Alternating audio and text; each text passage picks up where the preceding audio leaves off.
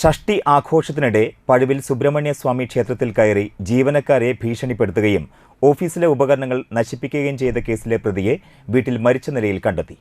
പഴുവിൽ അംഗൻവാടിക്ക് സമീപം പനമുക്കൽ പ്രദീപിന്റെ മകൻ പ്രശാന്താണ് മരിച്ചത്. 35 വയസ്സായിരുന്നു. സംഭവത്തിന് ശേഷം ഒളിവിൽ പോയ പ്രതിക്ക് വേണ്ടി പോലീസ് തിരച്ചിൽ ഊർജിതമാക്കിയിരുന്നു. ഇതിനിടെ വ്യാഴാഴ്ച രാത്രിയാണ് ഇയാളെ വീട്ടിൽ മരിച്ച നിലയിൽ കണ്ടെത്തിയത്. ഇതിനിടെ പഴുവിൽ ക്ഷേത്ര കമ്മിറ്റി ഭാരവാഹികളുടെ വീടിന് നേരെ ആക്രമണവും നടന്നു.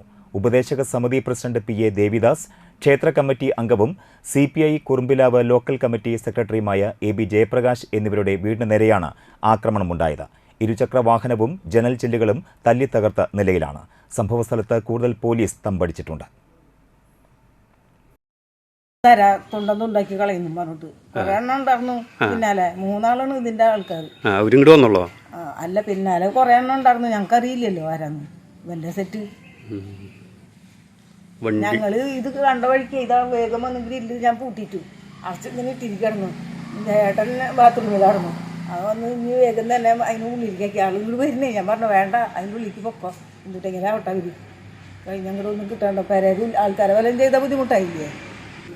ഞാനും ഭാര്യ മാത്രമാണ് വീട്ടിലുണ്ടായിരുന്നത്. ഏകദേശം ഒരു 3 മണിയോട് കൂടിയിട്ട് പെട്ടെന്നൊരു വലിയൊരു ശബ്ദത്തോട് കൂടിയിട്ട് 4 പേര് ഗേറ്റിന് പുറത്ത് വന്ന് അട്ടഹസിച്ചു. ഒരു 2 സെക്കൻഡ് കൊണ്ട് ഒരു ഗേറ്റൊക്കെ വലിച്ച് തുറന്ന് വീടിൻ്റെ ഉള്ളിൽ വന്ന് കൊലവിളി നടത്തി. ഭയങ്കരമായിട്ടുള്ള ആവേശത്തിലാണ് സംസാരിച്ചിട്ടുണ്ടെങ്കിൽ ഇറങ്ങടാ, ഞങ്ങൾ വെട്ടിക്കൊല്ലും എന്നൊക്കെ പറഞ്ഞുകൊണ്ട് വലിയൊരു ശബ്ദം ഉണ്ടാക്കി. പേരെടുത്ത് പറഞ്ഞ ദേവിദാസൻ അവിടെ ഇറങ്ങടാന്നാണ് പറഞ്ഞിരുന്നത്. അത് കഴിഞ്ഞ് നേരെ കുറച്ച് കഴിഞ്ഞപ്പോൾ കയ്യിലെന്തോ ഉണ്ടായിരുന്നു. ഞാനൊരു ചെറിയൊരു മിന്നായമാതിരിയാണ് കാണാൻ പറ്റില്ല. അപ്പോഴേക്കും ഞാനും ഭാര്യയും കൂടിയിട്ട് അകത്ത് ഒരു മുറിയിലുള്ളിലേക്ക് സുരക്ഷിതമായിട്ടൊന്ന് മാറിയിരുന്നു. കമ്പിയായിട്ടാണ് തോന്നിയത്. കമ്പി മാതിരിയുള്ളൊരു സാധനം കൊണ്ട് കംപ്ലീറ്റ് ജനലുകളും അടിച്ചു. അതുമാതിരി മുൻവശത്തെ വാതിലുമ്പലും അടിച്ചു. കംപ്ലീറ്റ് തകർത്തു.